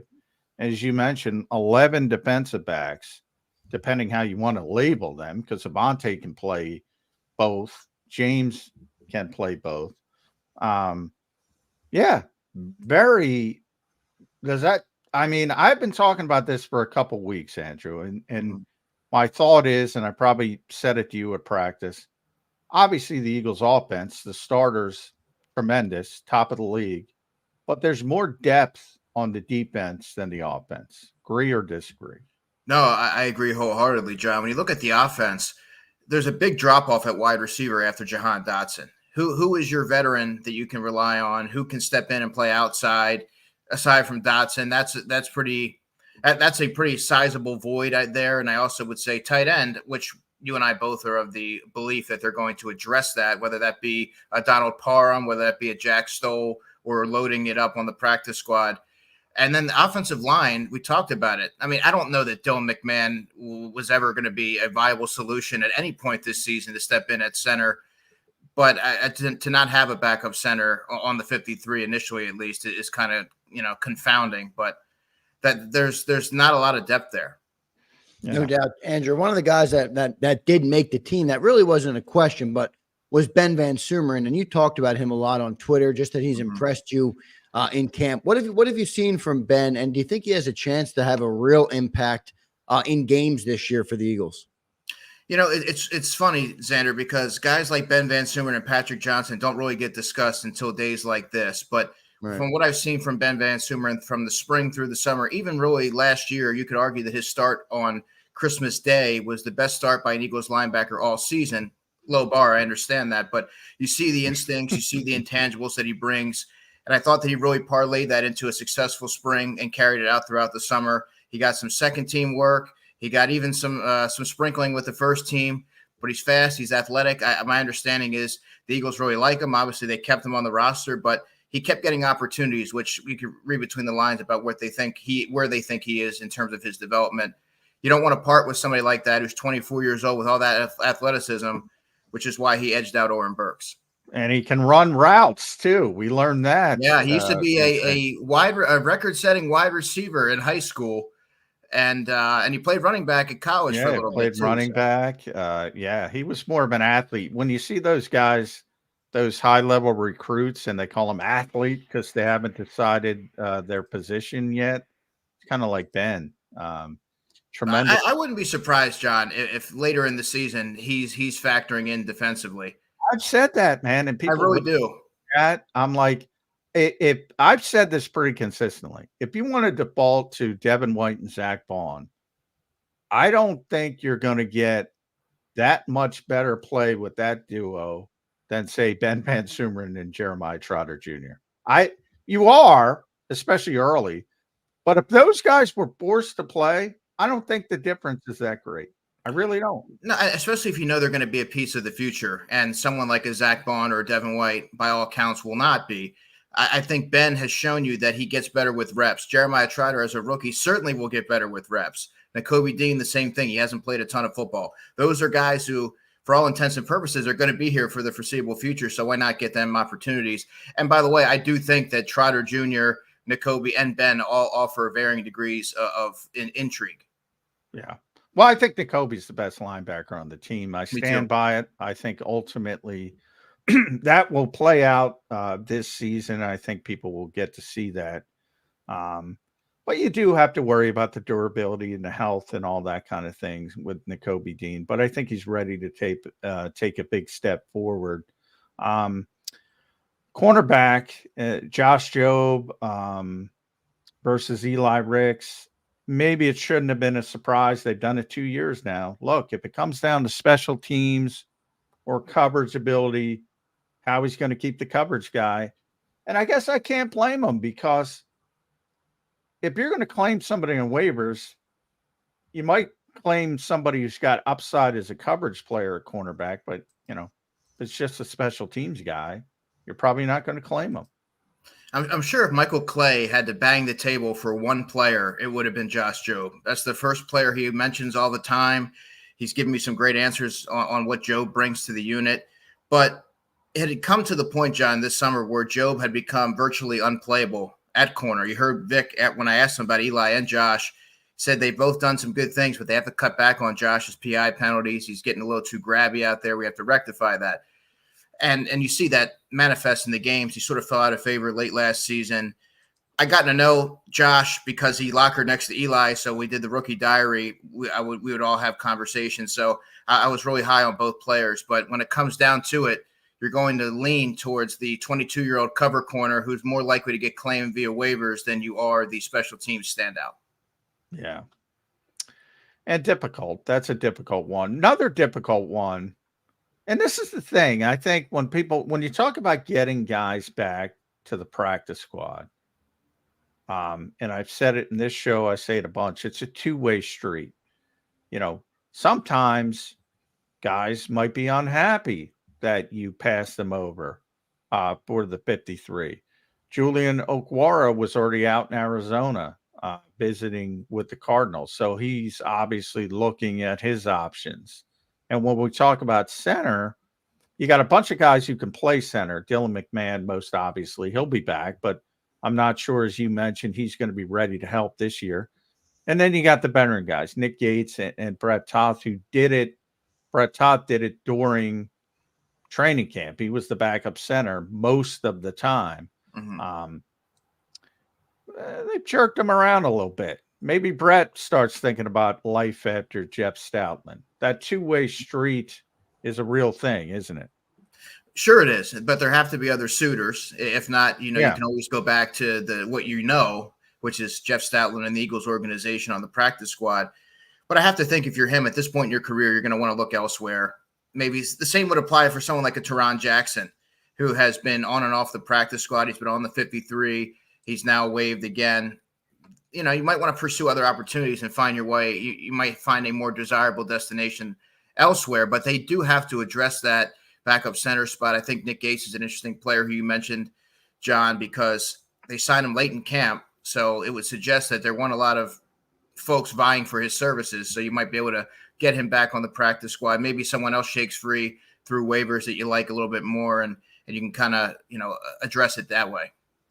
Another position, Andrew, is that tight end 3. You mentioned it at the open. You think they go outside the organization for that to fill that position?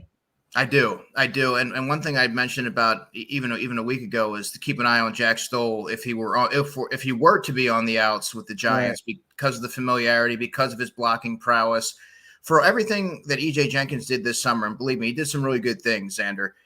I didn't view him as one of the best 53 players on the roster. I didn't think he did enough. I thought he made notable strides, but I thought he was someone that you can safely get through waivers, develop him, and then maybe elevate him on game day if you need to. But I think that the answer was always going to be outside the organization. CJ Uzama didn't do anything to earn his spot. Albert Okwuegbunam got hurt. He had an abdomen injury for most of training camp, and you just didn't get anything from those other back-end guys like Folch and Armani Rogers. They were never really viable contenders. So I think the answer is outside the organization. Edge rusher's an interesting position because I think, it's perceived that Patrick Johnson is the 6th guy. He might be the 4th guy. And obviously you're not going to move on from Nolan Smith. And you shouldn't. I think people are closing the door on Nolan Smith. It's way too early for that. And then you have Jalix Hunt, who is more of a developmental prospect. And who knows? I think Vic Fangio is capable of, if he's got a guy who can do one thing, he might be able to utilize that earlier than people might expect. But I look at Patrick Johnson as one of the most improved players on this team from last year to this year. He's worked out, really remade his body, I would say. I used to say that about TJ Edwards. If you saw TJ Edwards the day he stepped in to the Eagles building versus the day he stepped out of it, completely different guy from a physical standpoint. I get some of those same vibes from Patrick Johnson. Am I too high on Patrick Johnson?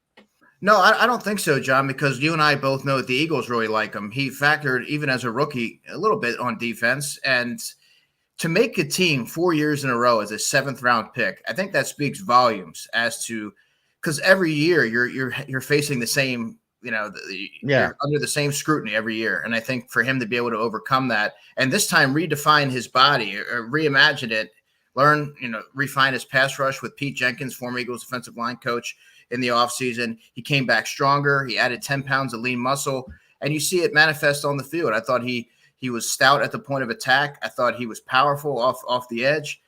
And say what you will, in that final preseason game, he was generating pressure off the edge, and no one wasn't. But I'm with you on that. It's way too early for folks to write off Nolan Smith because he could very easily go out there week 2, week 3, rack up a couple sacks, and then everybody's back on the Nolan Smith train. They forgot, all the slander that they've thrown on him, the last few weeks. I think he's going to be just fine. There is a lot of slander. That's way a too good much. Word. Boy, way too much is right.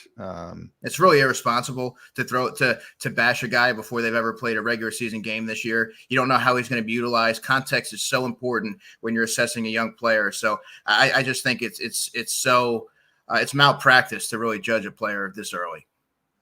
Makes sense. Andrew DiCecco, I want to ask you about the wide receiver 3. You brought him up, or the wide receiver position as a whole. You brought up the Dotson trade. We haven't had you on since that trade. I want to get your reaction to the trade, what you think it does for this team. But you mentioned that big drop-off again. I thought they answered the bell a little bit with the drop-off by adding Dotson. How do you view that trade? Yeah, I like the trade on the surface. Now, there's always questions to every trade. Why was he available? But you have to take it at face value, and you're getting a player who had 84 catches. He's 24 years old. He has the pedigree. He can give you inside and outside versatility, and he is exceptional in space with the ball in his hand. So when you look at offensive coordinator Kellen Moore and what he does best, he finds ways to get the ball into the hands of his playmakers and allows them to manufacture yards after the catch. I think that's really where he's going to come into play. I thought that there was a lot made of the third wide receiver spot. They needed to address it. But when you're looking at an offense that already runs through AJ, Devontae, Dallas Goedert, and now Saquon Barkley, even in the passing game, what's a realistic outcome for that third receiver? 35 catches, 400 yards? I thought they needed to address it. I didn't know they were going to do it to that magnitude, but I think you have to be really encouraged with the addition. I think we all are going to be in tune to the waiver wire today.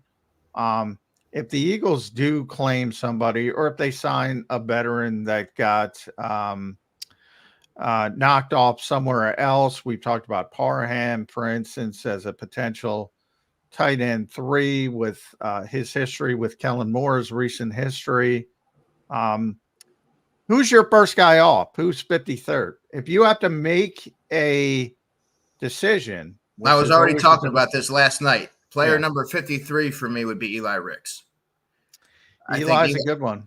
I think Eli, when you look at where they stand right now, I think Thomas Booker, and yes, Vic Fangio doesn't traditionally adopt a rotational, he's not big on rotating his defensive linemen. That's not his philosophy. But I think now the Eagles' organizational philosophy is rotating defensive linemen, which is why I think Thomas Booker is safe. He also gives you alignment versatility. Tristan McCullum gives you special teams acumen. Whereas you lost Josh Jobe, well, Tristan McCullum can play on the interior, exterior of the kick return. He can play personal protector. He can play gunner, all the things that Josh Jobe did, whereas James Bradbury cannot. So I think McCullum would be safe.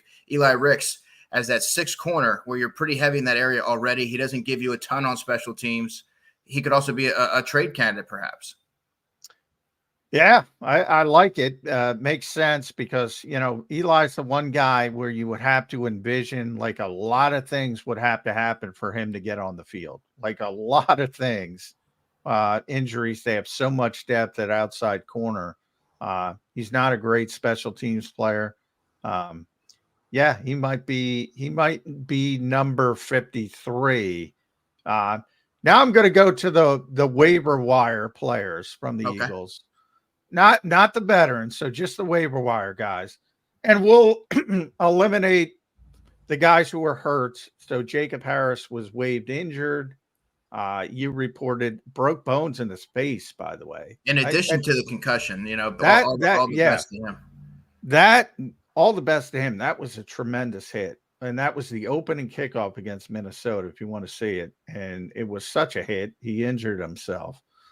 Joseph Nada was waived injured as well. Caden Stearns is not healthy, non-football injury from that perspective.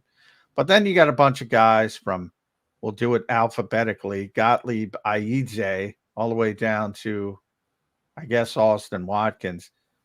Because there's one or two of those guys, those waiver wire guys that Andrew DiCecco wants to work with, one's back. Give me a couple names that you think the Eagles should do everything possible to keep working with. For me, it's Andre Sam, first and foremost. I think Andre Sam, the undrafted safety, for those who don't know, I thought he had a really good summer, John, and I really started noticing him even more in the latter stages of training camp. Number 35, I kept writing that name down in my notebook, that number down in my notebook. I noticed him getting a lot of reps with the second team. I think he showed well in the final preseason game, 92 snaps total he played. And he just needed time to develop. He's bounced around at 3 different colleges. He's a little bit older for a rookie at 25. But I think the Eagles like what they have there. He's not likely to get claimed via waivers because safeties typically don't. I think you can get him on the practice squad and continue to develop him. And then Gottlieb Aidze, you mentioned him right at the top. I think he's someone that he was injured when they first signed him, so they waived him. They brought him back, and we saw him have some really encouraging reps and one-on-ones. He shut down some of the more prominent pass rushers that the Eagles have. I think he has some signs of development there, and he's a bit raw, so that might be a Jeff Stoutland project. Yeah, Jeff likes a project. That's true too. He likes a good project, and they generally give him. How about for you? What do you think? Who would you? They generally give him 1 or 2. To your point, they let him work with. Well, EJ would be one, EJ Jenkins, because I do think I'm with you. I don't think he's ready to play. I never thought he'd make the 53. Very raw prospect, but boy, he's got skills as a receiver. Absolutely. I think that's somebody you really want to bring back and work with. Also, I'm with you with Andre Sam, but you mentioned him. Also, Brandon Smith, I was impressed with. Yeah. He had a concussion that actually knocked him out of 2 weeks of training camp. And it's interesting enough, John, that one of his family members actually called me when I was on the Fanatic the other day and was asking me about his summer and how he fared and how I assessed it. And so it was something when you put it in perspective like that, you're racking your brain. He really did have a good summer. Yeah. Unfortunately, he really did. When he was out there, big, long guy too. Just, I like the traits, how he always talks about traits. I look at him and I say, boy, if it clicks, he could be something. And I think when he first got here, it was like, he's so big. You thought, well, he's more of an edge rusher. And then, they put him at all-ball linebacker. I'm very intrigued by Brandon Smith. He was another guy. When I talk about their linebackers, I'm not sure about the starters, but I say it all the time. I like their depth at linebacker. First time in a long time. Me too. And that includes Brandon as well. So those would be my 2. I'm trying to, and I guess Kendall Milton as well as a running back. I think you do need some size. What about Lou Nichols? I think Lou had actually more work than Kendall did. Maybe perhaps so did Ty Davis Price. They both did. And Ty Davis Price is interesting because he was a 3rd-round pick. He was one of those futures guys out in San Francisco. He's a 3rd-round pick, but he just doesn't catch the football well enough for me to be an Eagles back. They're obsessed with getting them involved in the passing game. But I just want a north-south runner. Just as he can do that. He can do that. And I think if they needed to have an RB4 or they have to elevate someone, he would be the one. Ty Davis Price. Yeah, he's probably the most, definitely the most ready, I would say, to do that right away. My guess is because it's this year, Howie will lean towards Kendall Milton, and he showed some. I think, Kendall Milton coming in, it was about. Well, he's a big back. He can run. He can do the north side, but he's not very good as a pass catcher. He wasn't. And I thought he showed more in that. I thought he showed more as a natural pass catcher than either TDP or Lou Nichols. And he really impressed me in his pass protection. I thought that really improved throughout the summer. That's something that I noted. And that's another thing that's going to keep you around if you can do that as a running back, a young one at that. And I think he sort of checked off that box. Yeah. So there's some of we like to get the people educated here. Nobody does that better than Andrew. Does a great job inside the birds. You can read them there. As he mentioned, 97.5, the Fanatic, doing a great job with them as well. We'll get back to the initial 53, and that's what it is, initial 53. Your overriding thoughts on Howie's ability, kind of talked about this, and I think he used the term tricky. And he admitted he and Nick, and they had a nice back and forth. I thought it was a nice, refreshing, honest back and forth. They have different jobs. And Nick admitted sometimes the coaches are selfish. He brought up poor Jeremiah Washburn. He'd like to keep everybody. They always want to keep everybody at their particular position group. And Howie's got to think about now and the future. Do you think he threaded that needle this year? Because there's a couple veteran guys. We just talked about the waiver guys, but if you bring up the veteran guys they released, the Paris Campbells of the world, we mentioned Gates a little bit. They could probably help you in week one better than some of the guys you kept. Even Oren Burks, you can make that argument now that he's back healthy. You think Howie threaded the needle well enough? Well, he skewed it drastically one direction, because there's a very few Eagles right now on the roster that are older than 27 years old. So that could be good or bad, but I think you need to have a healthy dose of veterans as well to that. But I think he really prioritized keeping young players, developing them, didn't want to expose them to the waiver wire. And it almost is, I guess if you want to look at it like this, it's an overcorrection, because last year they had a number of veterans, and I thought that they were very slow and lethargic, especially on the defensive side of the ball. And now they have a lot of youthful upside. So I think in a way he has threaded that needle, but because you can kind of counter that or couch it by putting some of those guys on the practice squad as well to balance it out. Yeah, we do have to wait for that today. And Howie said that consistently. And he even afterwards, he said he wished he could talk today after the practice squad. And by the way, he can talk today. He's allowed to talk whenever he wants. Yeah, he's allowed to talk. He will not, but he's allowed to talk. So we reminded him of that. But he's right. It is a fluid situation, and a bunch of these guys will be back. So last one for me. Andrew is a football guy. He knows football. That's why I love Andrew. He knows that. He's one of the guys who knows the most about the football aspect of this team. Who's the best player they cut? Who's the best player they cut? The best player they cut? Probably Oren Burks. I agree. Well, Oren Burks did not belong in that preseason finale, and I mean that in a good way. Yeah. This is someone who played 91 games. He was making every play. He was so far advanced over anyone else on that field. Yeah. And he could still give you some quality snaps. So it would be Oren Burks for me. Yeah. Last one for me, Andrew. Does Howie Roseman have a trick up his sleeve here on James Bradbury, or you think he's looking to ride it out with him for a little bit? It's hard to envision James being here. I think over the next week it'll be interesting. I know that there's probably it's not for lack of trying, put it that way, Zander. But when you have a safety there that doesn't play special teams, you can't put him at corner. He's still learning a new position. How much is he realistically going to be able to help you on game day? I just don't see the long-term fit. So I think that he'll probably have to move off in one way or the other in the next couple of weeks. Yeah, we'll see what they end up doing there. Andrew, great stuff today. As always, man, you were tremendous covering training camp all through the offseason. So we followed your work closely here on Birds 365. Hope to talk to you again soon. Andrew, thanks for joining us today, man. Absolutely. Have a great day, guys. Yep, thanks. Thanks, Andrew. Andrew DiCecco joining us on Birds 365. Always great to talk to Andrew DiCecco here. I think he's done a really good job on the Fanatic and on Inside the Bird. So good stuff from him. Johnny Mac, any takeaways on what Andrew had to say there?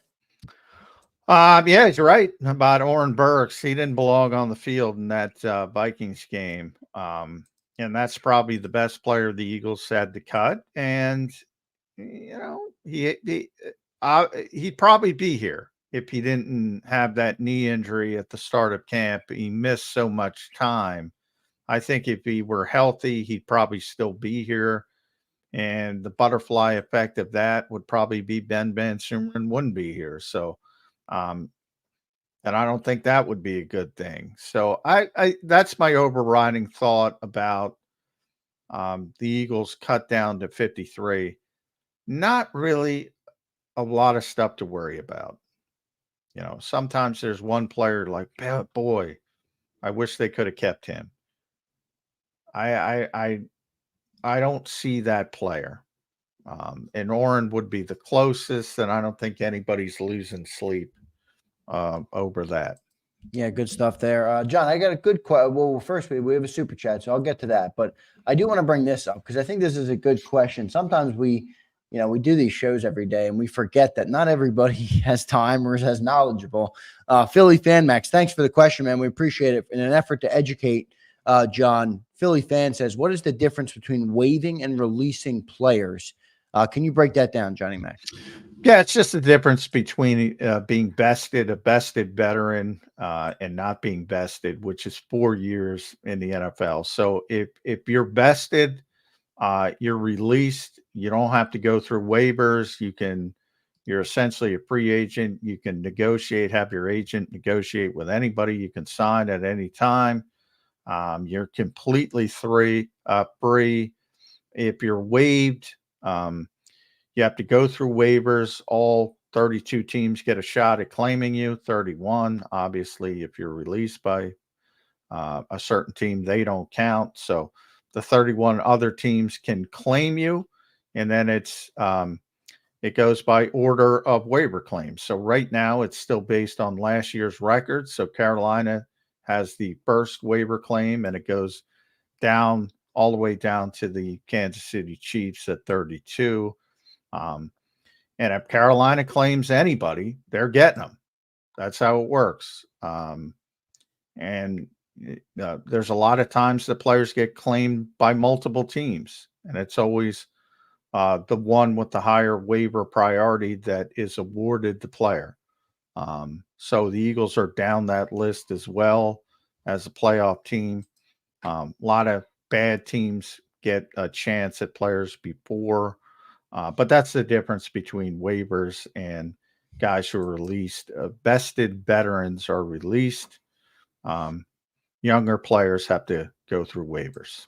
Yeah, so in a way, it's it's the silver lining to if your team sucks. So James Jones, our resident Commander fan, there's a silver lining for you, James, that your team is higher up on the waiver wire. So maybe if somebody releases a guy, you can pick him up and get him before a team like the Eagles or the Chiefs could get him. So good stuff there. John, we got about 5-6 minutes left to go here. I'm going to bring up this super chat here from our man, James Carver. James, thank you, brother. Happy birthday to you, James. I know you weren't, and you came in, James. You said, it's my birthday. You gifted 46 memberships and you were gone. And I'm like, who? It's James's birthday. We're supposed to be giving him gifts, and he's gifting everybody else. That says the kind of guy you are, James. So we appreciate you for being here. He says, J-Mac, do you see Howie having any interest in either Bakhtiari as a backup tackle guard and or the Steelers center? He says, I think his name's Combs, but I don't think it's Combs. I don't know who the Steelers center is that was released.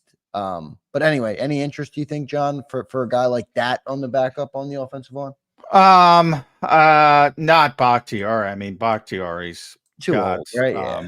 Well, he's he's like a multi-time Pro Bowl, so a really good player when he was healthy. And if he is healthy, I'm sure he's not going to be happy with being a backup. But I don't know where he is health-wise. He is old, plus 30. That's not what you want as a backup. In theory, if he wants to play, he's going to be expensive. He's a 5-time All-Pro, never mind Pro Bowl. No, I would say not a fit from that standpoint. And then I don't know. I know the Steelers, Nate Herbig was on track to be the starting center. Our old friend from Philadelphia. And he got hurt. And now I believe they're going to go with Zach Frazier's pretty high level rookie. So I'm not sure who you're talking about. I think the Eagles have enough at center that they just released that they're just going to bring one of those guys back, whether it's Toth or Gates. Yeah. And certainly they're going to bring Dylan McMahon back. So I'm not sure. I think more likely they go outside the organization when it comes to tight end. But if they like a player, they like a player. And it's tough to – it generally comes down to, did you like the player in the draft coming out? And did you like him so much that you want to work with him? Generally, that's who you claim on waivers. And you never know who that might be for the Eagles. Another good question here from our man JM. JM, thanks for being here, man. Make sure you guys hit that like button. JM says, if a team claims a player off of waivers, do they have to put the player on their roster, or can they stash them on the practice squad? No. You have to put them on the 53. Right. And that's why a lot of guys, 35 to 40 guys are going to get claimed generally. That's at the 1,100 plus. Yeah.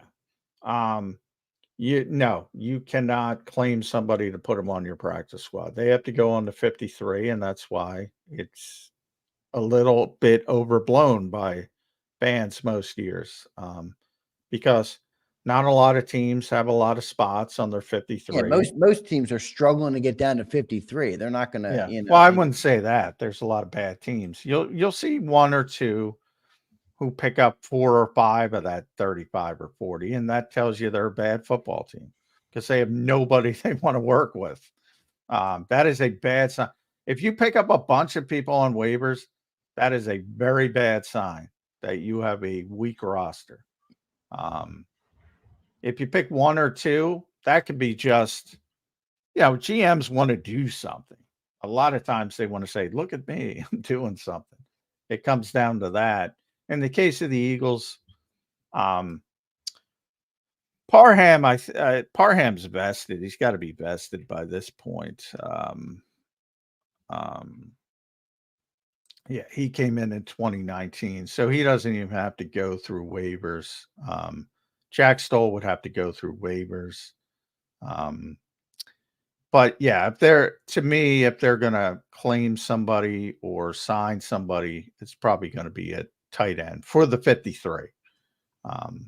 But yes, if you claim somebody on waivers, they have to go on your 53. You can't just claim them to put them on the practice squad. Good stuff, Johnny Mac. Just a couple minutes left to go here on the show. A lot big crowd still all the way to the end. So thanks everybody for being here today. Thank you for your contributions. 173 likes. Look at that good stuff, everybody. If you guys enjoyed the show today, make sure you guys hit that like button, as it really does help our channel grow. So it's one of the things you guys can do for us if you want to. I don't want to beg you, but if you want to help us out, that does help by liking the show. It just tells YouTube to show the show to more people. So if you can drop that like if you enjoyed the show, we appreciate that. John, any closing thoughts on the day, man? Practice squad day. Always exciting to see it assembled. I don't expect the Eagles to fill out all 16 spots today, but 13, 14 at least. And they might look outside the organization, bring some people in for workouts and try to fill the final 1 or 2 spots. But the vast majority of the practice squad will be assembled today. And as Howie was saying last night, incomplete. Today it will be mostly complete. Yep. So and they'll be on the practice field at 3. Yep, all of them. Following it all day long today, John. Maybe we'll try and get a quick 24/7. And I gotta see it. I have a tight schedule tonight, but hopefully maybe we can do something. Yeah, probably not tonight because I have to do some things with my wife's car. Some issues there, so I'm going to be car problems, Johnny. Man. Yeah, I'm going to be. You have a good mechanic. You at least have a good mechanic. Yeah, I do. I'm going to be driving her around once I get out of practice, so it's probably not going to fit today. But we don't get to watch practice today, so it's not. Yeah, got it. So we'll do the update in the morning on the practice squad. Just wanted to make sure everybody knew what our schedule was. Johnny Mac's got an errand day with the wife before he gets down to NovaCare. So good stuff. John, thanks for the show today, man. Great stuff as always. Thanks to our 2 guests, Mike Gil and Andrew DiCecco. I thought everybody was great today. I thought everybody in the chat was great. Great commentary all day long. Appreciate all of you guys for being in here, being so loyal to the show. And thanks to James Carver for his 40. Yes, thanks, James. Thank you. to JAKIB Sports. Welcome to all of our new members. You guys are officially entered into the Saquon Barkley jersey giveaway. So if you're not a member and you want to be in that, take charge and become a member. That's another thing, by the way, for all you Jersey people. There's going to be number changes today, too. Oh, yeah. So good thing we didn't order any. I don't think Saquon's number's changing, but we haven't ordered any jerseys that's not yet. changing. Yeah, Quinyon might change if you went 30. See, I grew up when I was a goalie in hockey, John. So I was number 30 after my favorite goalie at the time was Martin Brodeur. So I saw 30 on Quinyon. I'm like, I love it. And everybody else is ripping it. I'm like, oh, come on. I like the 30 on Quinyon, but I'm biased. I think it was 27 in college. Yeah, he was 27 at Toledo. So I don't know if he likes that number, but Zach McPherson was 27. So you might see a Quinyon Mitchell change. And I hope people didn't buy that jersey yet. No, they probably didn't. And if they did, then that's a tough hit. But no matter what, I think he'll be a big member of the team. So at least you have his name on there. Maybe get some tape and fix the number if he changed it. But all right, everybody. Thanks, everybody. John, great stuff today, man. We'll be following your coverage of today. I don't know if you're going to talk to anybody or what, but we'll be following along on your X account. Make sure you guys follow John there at JF McMullen. Follow me there at Zander Krause. Thanks, everybody, today. Johnny Mac, good show, man. Talk to you tomorrow morning. All right, brother? All right. Thanks, everybody. See you tomorrow morning, everybody, on Birds 365. You've been listening to Birds 365, the destination for the passionate Eagles football fan who bleeds green. If it's Eagles football, we're talking about it. Debate inside the locker room and guests that are some of the greatest football minds from around the region. We hope you enjoyed the show. We know we had a blast. Make sure to like, comment, and subscribe, and we'll be back soon. But in the meantime, hook up with us on social media at JAKIB Sports. See you next time on Birds 365.